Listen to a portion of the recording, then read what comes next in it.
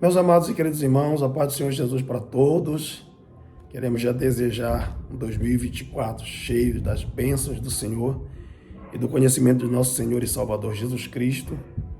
E queremos já agradecer a Deus, por essa oportunidade de estarmos mais uma vez juntos. Nós estamos para a ministração das lições da Escola Bíblica Dominical, nosso primeiro trimestre de 2024, que é esse aqui, que traz como tema o corpo de Cristo, origem, natureza e a vocação da igreja no mundo. Esse é um trimestre muito abençoado. Nós vamos falar, nós vamos aprender um pouco sobre eclesiologia, que é a doutrina da igreja, ou ensino a respeito da igreja. E nós vamos ter 13 lições muito abençoadas. E eu quero começar com a primeira, que diz assim: a origem da igreja. É o que nós vamos aprender daqui a pouco. Segunda lição, imagem bíblica da igreja. Terceira lição, a natureza da igreja. A quarta lição, a igreja e o reino de Deus. A quinta lição, a missão da igreja de Cristo. A sexta lição, a igreja, organismo e organização. A sétima lição, o ministério da igreja. A oitava lição, a disciplina na igreja. A nona lição, o batismo, a primeira ordenança da igreja. A 10ª lição, a ceia do Senhor, a segunda ordenança da igreja. 11ª lição, o culto da igreja cristã. A 12ª lição, o papel da pregação no culto. E, por fim, a 13ª e última lição, o poder de Deus na missão da igreja. Vai ser uma bênção, meus irmãos. Vai ser muita bênção de Deus, o que nós vamos aprender durante todo esse trimestre, Eu gostaria de falar do comentarista da nossa lição, que é o pastor José Gonçalves, ele que lidera uma igreja Assembleia de Deus ali no estado do Piauí, na cidade de Água Branca, e é quem vai ser o nosso comentarista das lições desse primeiro trimestre de 2024.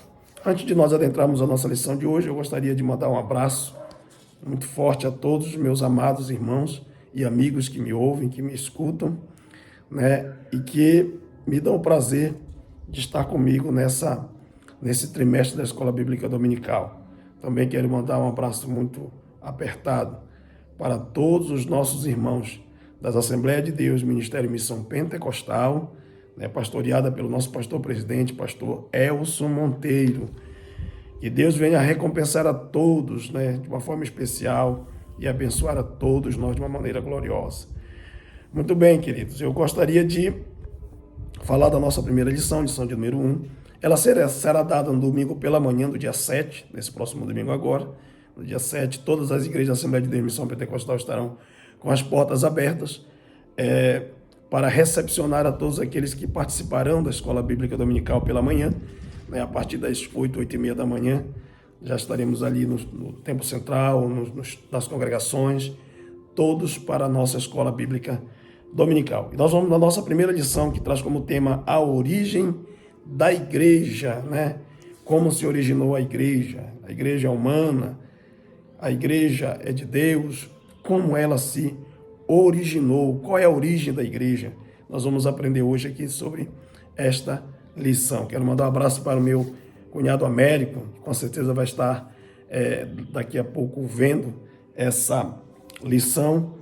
Que Deus possa lhe abençoar, meu cunhado, lhe dando saúde e também lhe trazendo um vasto conhecimento bíblico para a sua edificação espiritual e, por extensão, a minha irmã Rosinete, também que Deus possa abençoar grandemente ela, minha mãe Raimunda, que Deus abençoe, e a todos os meus irmãos. Também quero mandar um abraço para a Igreja Assembleia de Deus Missão Pentecostal no estado do Paraná, na cidade de Curitiba, sobre a responsabilidade do homem de Deus, pastor Gildásio Pinheiro Mota, juntamente com a missionária Marcilene Gonçalves. Um grande abraço para todos os meus irmãos aí, na cidade de Curitiba, todos os nossos irmãos em Cristo Jesus, que Deus vos abençoe, E eu sei que os irmãos têm feito a escola dominical e vão continuar a fazer, porque ela é uma escola sem igual. Também quero mandar meu abraço ao pastor Nilton Monteiro, do estado de Goiás, na cidade de Planaltina do Goiás. Está ali também fazendo a obra de Deus.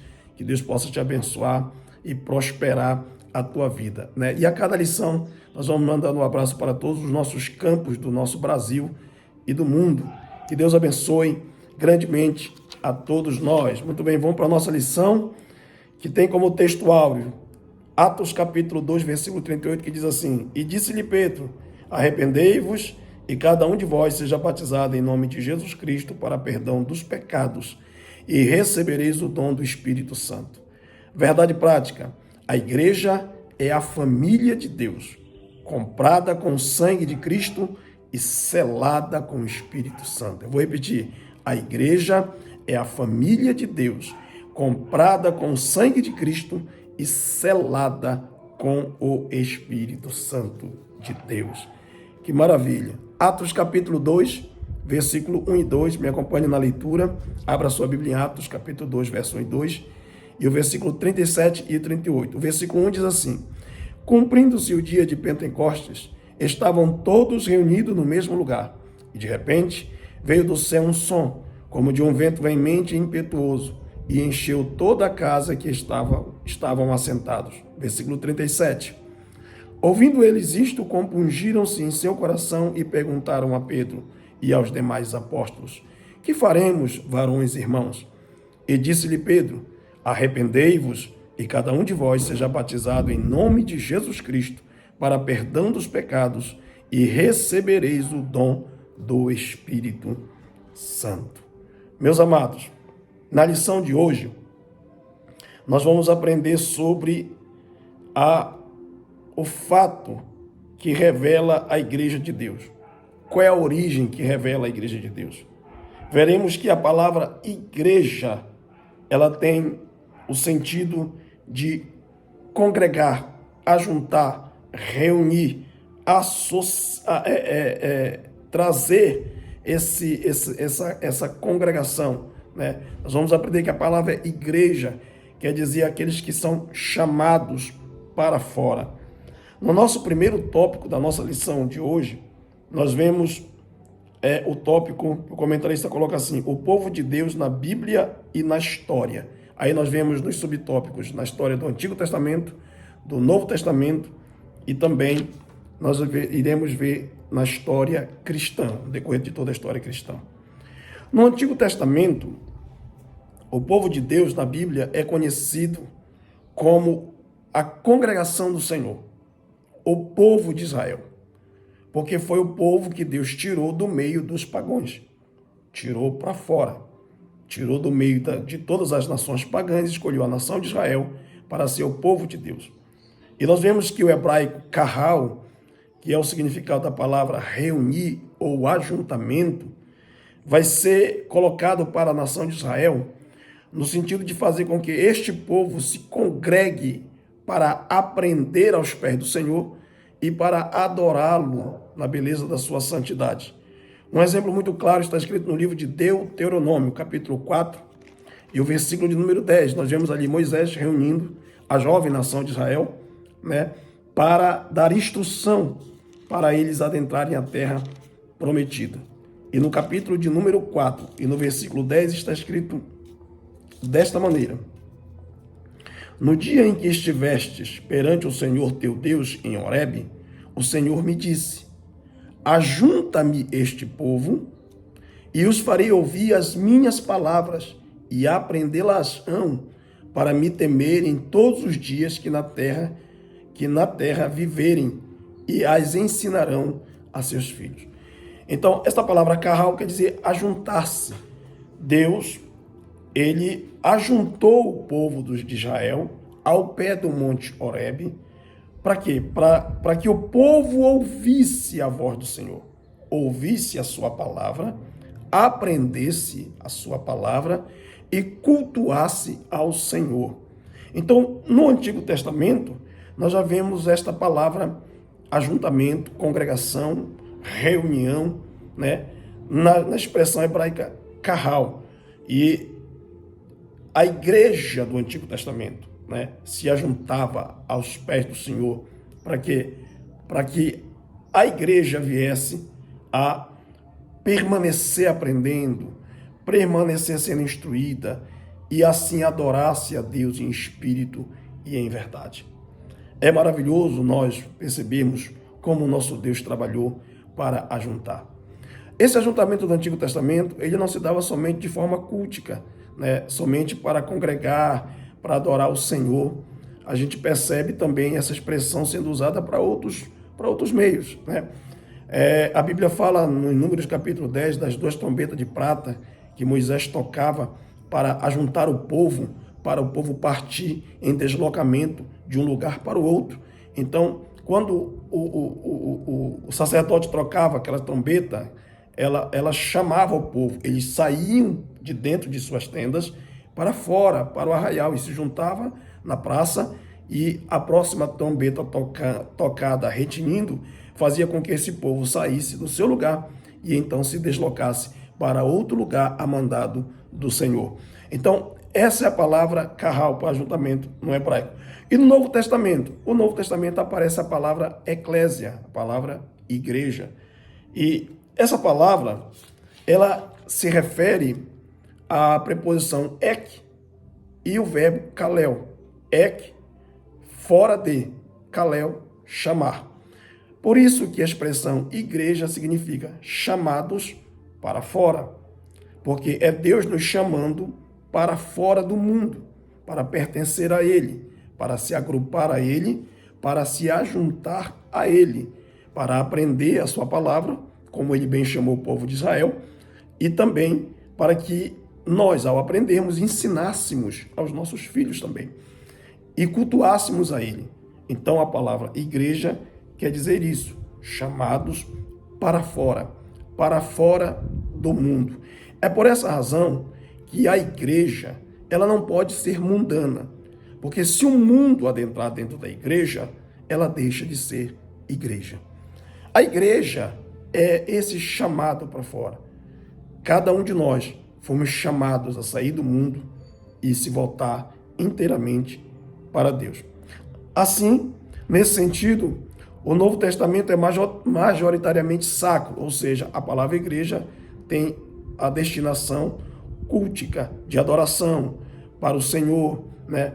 Esse ajuntamento é um ajuntamento que nos traz para perto de Deus, para aprender nos seus atos, para estar na presença dEle. É uma assembleia de crentes que se ajuntaram para adorar a Deus. Isso aqui é importante eu frisar. No Novo Testamento, abra lá a sua Bíblia, me acompanhe na palavra de Deus. No livro de Atos, capítulo 12, no versículo 5, tem uma expressão muito importante que diz assim: Pedro, pois, era guardado na prisão, mas a igreja, a eclésia, a igreja, o ajuntamento, a congregação, mas a igreja fazia contínua oração por ele a Deus. Olha como a igreja se juntava para buscar o Senhor, para adorar a Deus. E aqui nós temos uma expressão muito forte, porque essa expressão, ela está dizendo que a igreja, ela fazia contínua oração por ele. Ele quem? Pedro. O contexto desse texto está falando que Herodes, ele levantou-se uma perseguição para maltratar os servos de Deus da igreja. E ele conseguiu prender Tiago e conseguiu prender Pedro. Tiago, ele mandou decapitar, e Pedro, ele deixou preso para que no outro dia ele pudesse matar. Enquanto o outro dia não chega, a noite chegou e a igreja se reuniu para buscar a face de Deus, para libertar a vida de Pedro. É importante você entender isso, porque a igreja, ela não vai se reunir para lamentar o morto. Tiago, ela não vai orar por Tiago. Tiago já passou para o Senhor. Tiago já cumpriu o seu legado. Por quem ela ora? Ela está orando por aquele que está vivo, que é Pedro. Pedindo para Deus libertar, pedindo para Deus salvar, pedindo para Deus tirar da prisão. E a igreja está em contínua oração, adorando a Deus, buscando a Deus e pedindo. Então, meu querido, entenda que nós como igreja, nós oramos por aqueles que estão vivos. Nós temos que orar, interceder, pedindo para Deus libertar, transformar, resgatar, né? Tirar desse mundo para perto do Senhor, né? E dar o grande livramento. E enquanto a igreja orava, a Bíblia diz que o anjo do Senhor visitou a prisão onde Pedro estava e pela oração da igreja, o Senhor livrou a Pedro daquela morte certa. Então nós vemos aqui um homem de Deus recebendo o livramento do Senhor, porque a igreja estava orando. Não pare de orar. Continue orando. Continue clamando ao Senhor, pedindo para Deus libertar, transformar, porque essa é uma das nossas funções. Como igreja, nós devemos orar, né? Aquele que já passou para o Senhor, não fique mais triste, né? Não se desanime, ele já cumpriu o legado dele, já cumpriu, já está com o Senhor. Nós vamos encontrá-lo um dia, mas Pedro, que estava vivo, precisava da oração. Coloque todo o seu esforço de oração por aqueles que estão na nossa contemporaneidade, né? Aqueles que estão vivos entre nós. Ore por eles para Deus libertar. Ore por aqueles que estão oprimidos, por aqueles que estão cativos, por aqueles que estão acorrentados, para Deus quebrar os grilhões, quebrar as correntes. Nós vemos esta palavra igreja saída pela boca do Senhor Jesus, né? E aqui nós vamos perceber que ele vai falar esta palavra de forma muito singular, né? Aqui ele vai colocar para nós algumas coisas. Eu gostaria de ler. Você vai lá para o livro de Mateus, Mateus capítulo 16, né? E lá no versículo de número 18, está escrito assim: pois também eu te digo que tu és Pedro, e sobre esta pedra edificarei a minha eclésia, a minha igreja. Edificarei a minha igreja, e as portas do inferno não prevalecerão contra ela. É importante você perceber que o Senhor Jesus aqui, ele está falando da igreja que ainda será edificada. Jesus está vivo, ele usa o verbo no futuro, edificarei. Ele não disse assim, tu és Pedro e eu edifico no presente. Não, ele disse edificarei no futuro. Por quê? Porque Jesus ainda está vivo. E você já vai compreender porque que a igreja ainda não está sendo, não é ainda formada, porque Jesus ainda está vivo. E nós vamos ver que depois da sua morte e ressurreição, a igreja será formada. Eu disse formada. A igreja do Senhor, devido a essa singularidade que nós vemos aqui, eu já quero adiantar algumas coisas importantes para nós. Ele disse, eu edificarei a minha igreja. A igreja é uma edificação espiritual do Senhor, portanto, ela é uma construção que está em andamento, tá? O Senhor iria construir, edificar a sua igreja. A igreja é uma singularidade, por quê? Porque aqui não está usada a expressão edificarei as minhas igrejas. Não.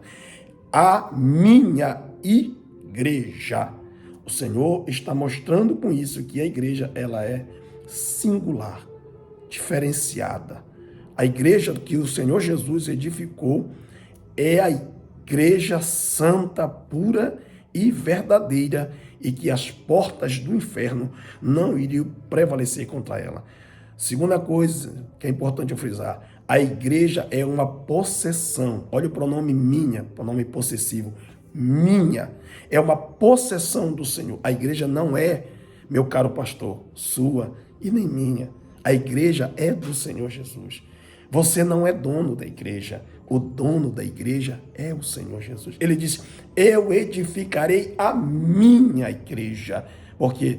Porque ela é possessão de Deus. Louvado seja o nome do Senhor. Sendo a igreja uma propriedade particular de Deus, ele é o dono absoluto dela.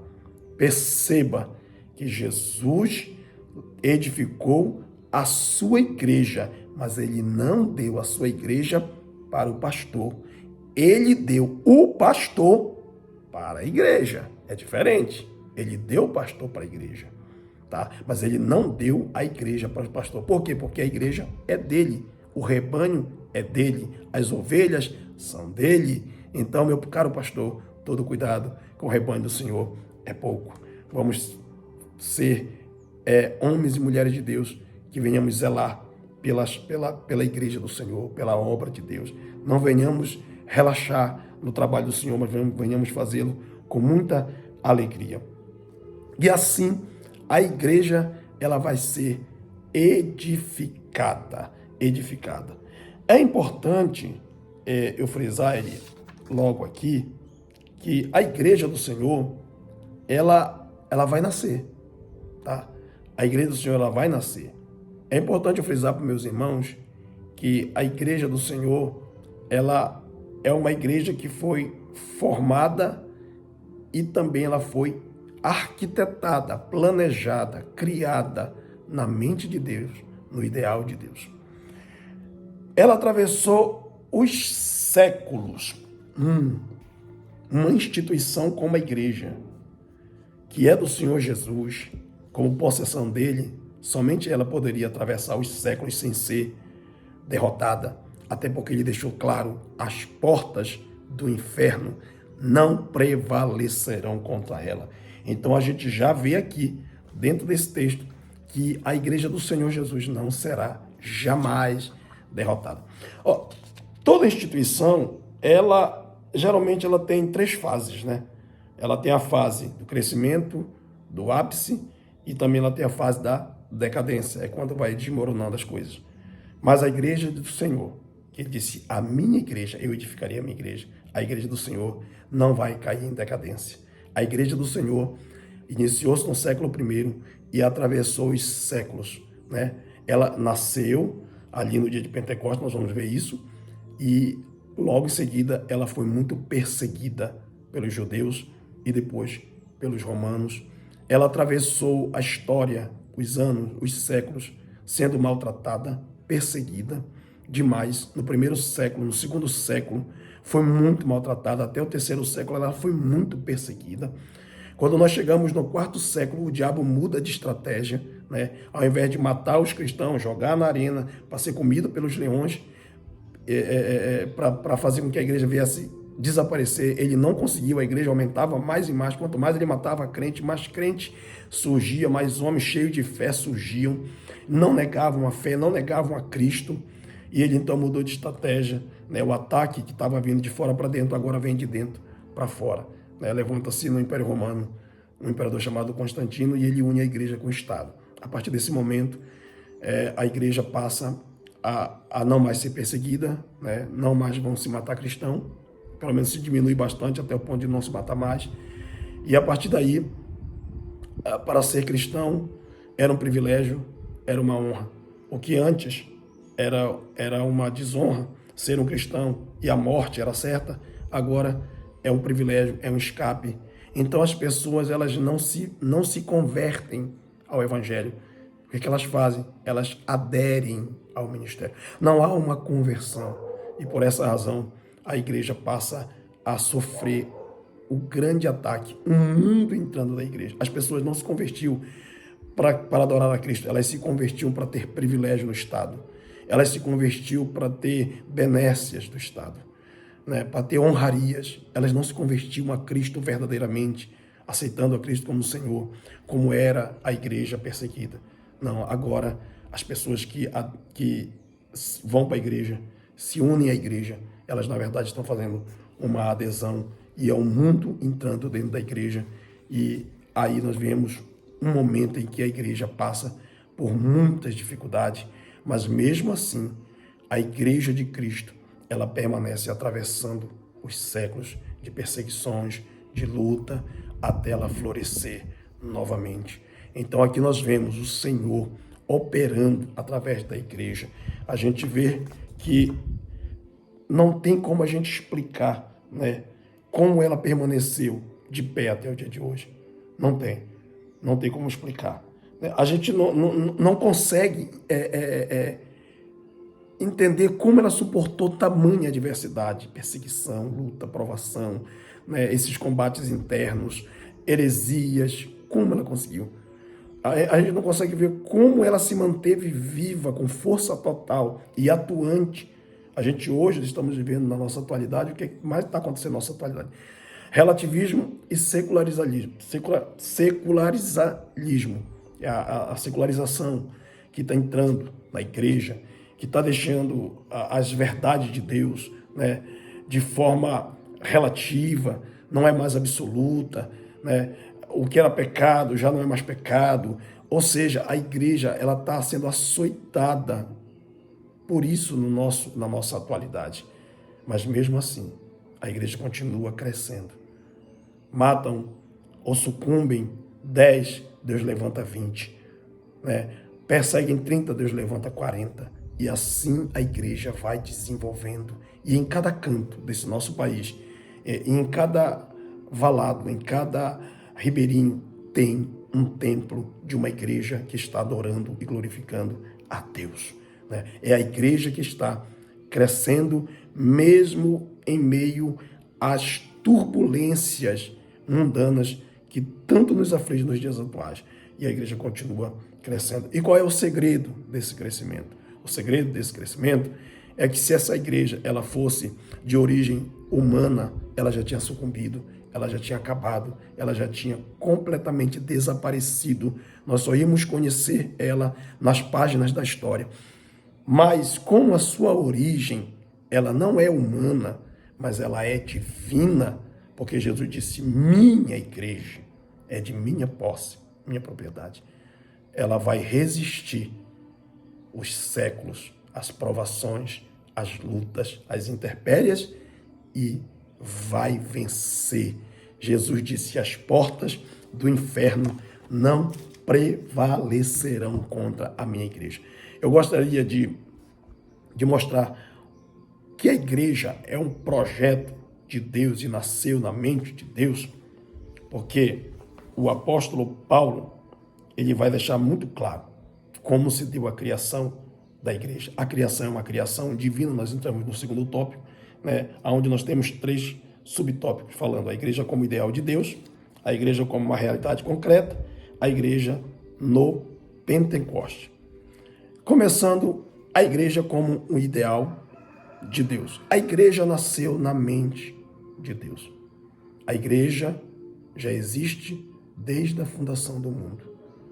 Esse era o mistério que estava oculto no ajuntamento da congregação da nação israelita e que agora foi revelado para o apóstolo Paulo. E a igreja do Senhor Jesus, ela nasceu dele. Eu vou fazer aqui um paralelo entre Gênesis capítulo 2 e o versículo de número 21 e 22, que diz assim: Então o Senhor Deus fez cair um sono pesado sobre Adão, e este adormeceu, e tomou uma das suas costelas, e cerrou a carne em seu lugar. E da costela que o Senhor Deus tomou do homem, formou uma mulher, e trouxe a Adão. Aqui está a vida de Adão no Éden, que o Senhor tirou da costela dele e formou Eva. Mas no versículo de número 27 do capítulo 1 de Gênesis está escrito: E criou Deus o homem à sua imagem, a imagem de Deus o criou, macho e fêmea. No projeto da mente de Deus, o homem já fora formado junto com a mulher, já fora criado, já foi planejado, homem e mulher. Mas no processo da formação, Deus formou primeiro Adão, soprando nas suas narinas o fôlego de vida. E depois, fazendo com que ele dormisse um sono pesado, arrancasse uma das costelas e aí formasse a Eva, a mulher. Mas no projeto dele, já tinha criado os dois. Assim o Senhor projetou a igreja. No pensamento de Deus, na ideia de Deus, ele projetou a igreja. A Bíblia diz assim em Efésios 1, versículo 4, como também nos elegeu nele, Cristo, antes da fundação do mundo, para que fôssemos santos e irrepreensíveis diante dele em amor. O Senhor nos elegeu antes da fundação do mundo. E nessa carta de Paulo aos Efésios, ele vai falar desse mistério. Mistério que foi revelado para ele. Que mistério era esse, pastor? No Antigo Testamento, eles não sabiam. Era somente a nação de Israel. Mas o projeto original de Deus era todos nós. Era todas as nações. E no Novo Testamento, Deus vai revelar isso para Paulo. E vai dizer, o mistério é esse, que judeus e gentios fazem parte de um só povo, o povo do Senhor. Então aqui mostra que nós, os gentios que estávamos longe e os judeus que estavam perto, se chegaram a Deus e se uniram num só povo. A Bíblia diz que Deus uniu eles em um só corpo, matando com isso as inimizades. Ou seja, o Senhor, já no seu projeto original, já a igreja era constituída de todos os seres humanos que abraçassem a Jesus Cristo pela fé. Como Adão no Éden teve que ter um sono pesado, Jesus, o segundo Adão, também vai ter um sono pesado. E da costela de Jesus também vai ser tirado uma mulher que é chamada de igreja. Lá no Calvário, vamos para João 19 agora. Lá no Calvário, em João 19, nós vemos a seguinte expressão dada pelo Senhor. Está escrito assim, versículo 34. Contudo, um dos soldados lhe furou o lado com uma lança e logo saiu sangue e água. Aqui nós vemos Jesus já está morto, ele deu brado, está consumado, inclinou a cabeça, rendeu o espírito, morreu. Aí entra o sono pesado, ele morre, o sono da morte. E na hora que ele faz isso, um soldado vai lá e fura do lado, na costela. Do lado de Jesus fura e sai sangue e água. Aqui nasce, aqui é concebida a mulher do Cordeiro, a noiva do noivo, a Igreja Santa do Senhor. Então, é aqui que a igreja ela vai ser concebida, né? Quando Jesus morre e ressuscita ao terceiro dia, quando ele revive, ele chega para a sua igreja e já sopra sobre eles o seu espírito, né? A Bíblia vai nos mostrar isso aqui, que ele vai soprar o espírito, que diz assim no capítulo 20 de João e o versículo de número 22.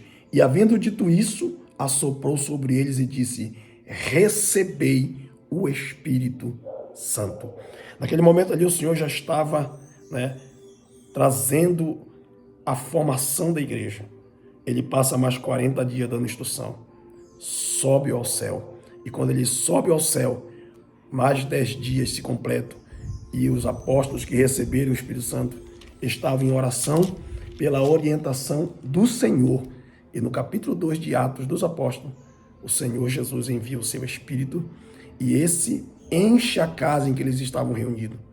Toma aqueles 120 irmãos que estão congregados, a igreja, e a igreja nasce naquele momento ali.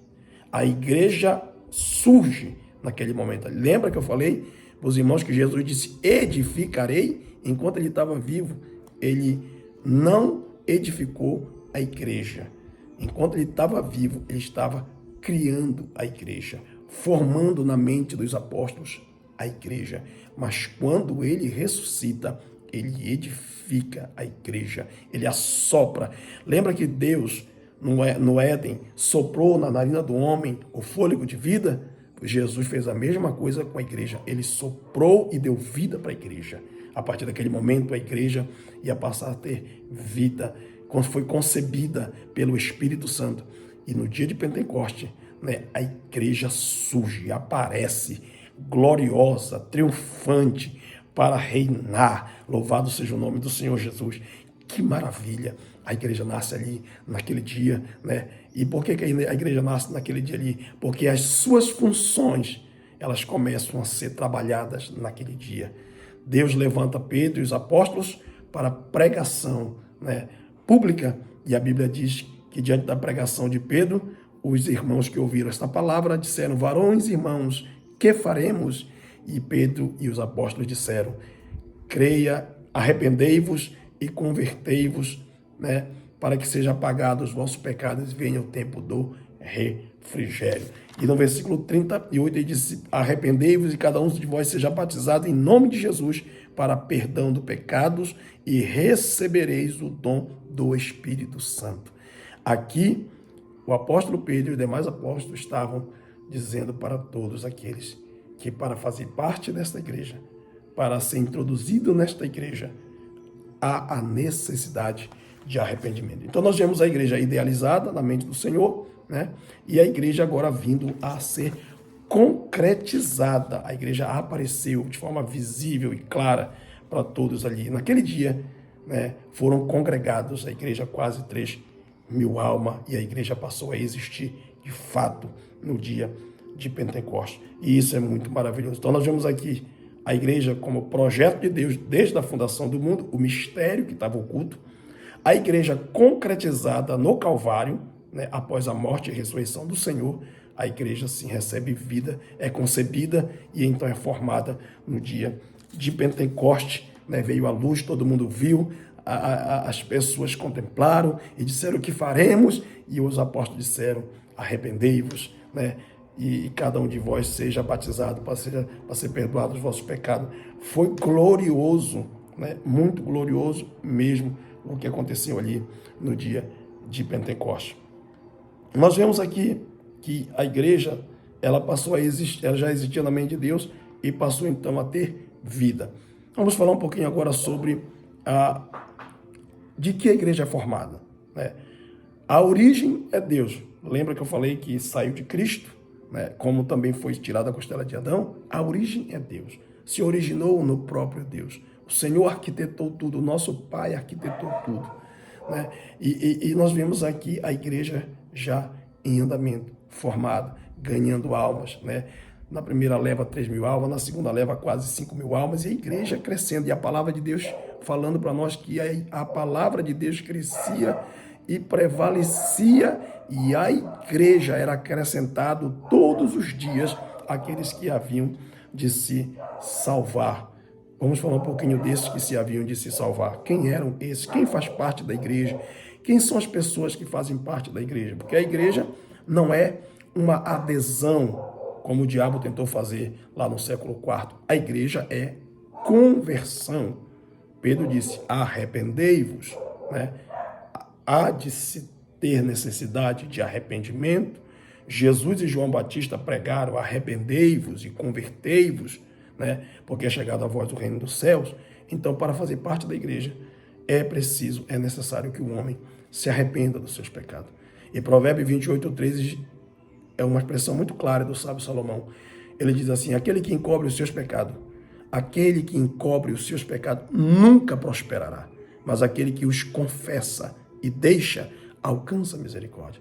Arrependimento é confessar o pecado e abandoná-lo para nunca mais praticar. Isso é arrependimento. E quando o homem está decidido a se arrepender de não praticar mais o pecado, ele se converte ao Senhor e faz parte da igreja do Deus vivo. Glória a Jesus. Louvado seja o nome do Senhor. Quem faz parte? Os regenerados pelo sangue de Jesus. São essas pessoas que fazem parte da igreja. Não é qualquer um. Não é de qualquer jeito. Não é de qualquer maneira. Mas são aqueles que são regenerados. Ou seja, novamente gerados. A Bíblia fala no capítulo 3 de João, o Senhor Jesus instruindo, né, o príncipe Nicodemos da Judéia, ele disse, necessário vos é nascer de novo. E o príncipe Nicodemos disse assim, Senhor, como é que é isso? Eu vou ter que voltar a entrar no meio da minha mãe, tornar a nascer? Ele disse, não, você precisa nascer da água e do Espírito. Nascer de novo requer regeneração, requer quebrantamento do Espírito, requer lavagem da água pela palavra. À medida que se prega o Evangelho, a palavra de Deus é pregada como água, ela vai lavando o coração, a mente, e ela vai regenerando o espírito do homem. Então, quando há esse novo nascimento, quando o homem cede a esse quebrantamento e se arrepende pela palavra de Deus, crer no Senhor Jesus Cristo de todo o seu coração, ele é novamente gerado. Ele não precisa entrar no ventre da mãe dele para ser gerado, como Nicodemos pensava. Não precisa, ele só precisa crer no Senhor Jesus Cristo para que ele seja salvo, ele e a sua própria casa. Nós vemos aqui que a igreja, portanto, é uma comunidade cristã formada por pessoas regeneradas que fizeram uma confissão pública de fé. O ingresso de alguém na igreja não se dá por adesão, mas pela conversão. Pela conversão. O ingresso, o nosso ingresso na igreja. Então, é exatamente esse o sentido da palavra metaneu, que é traduzida pela palavra arrependimento. É essa conversão mental e de coração. É quando o homem dá uma volta, né? Ele se converte, essa conversão, ele vai no sentido e volta. Quando ele faz isso, o Senhor o abraça. Quando ele confessa com a sua boca, o Senhor o recebe. Assim, a igreja é formada por pessoas que estavam no pecado, o caminho da condenação eterna, mas que graças ao Evangelho tiveram suas vidas transformadas. Louvado seja o Senhor pela pregação do Evangelho. Louvado seja o Senhor pelas boas novas de nosso Senhor e Salvador Jesus Cristo. Porque é pela pregação das boas novas que o homem é convertido ao Senhor, que o homem é transformado pelo Senhor. Por isso a Bíblia diz, bem-aventurados são os pés daqueles que levam as boas novas. Continue pregando, Igreja do Senhor, a palavra de Deus. Continue levando o evangelho da salvação do nosso Deus.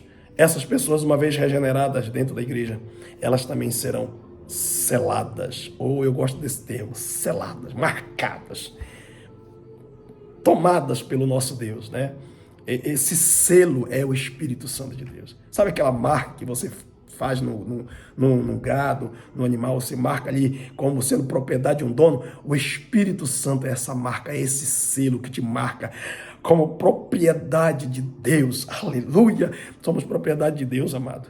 O Espírito Santo nos selou, depois de nós nos arrependermos do nosso pecado, abandonarmos o mundo e sermos regenerados pelo Senhor, o Espírito Santo, ele vem sobre a nossa vida. Como Jesus soprou o Espírito Santo sobre os discípulos, regenerando eles e fazendo deles nova criatura, selando eles com marca da propriedade de Deus. Nós não somos mais do mundo.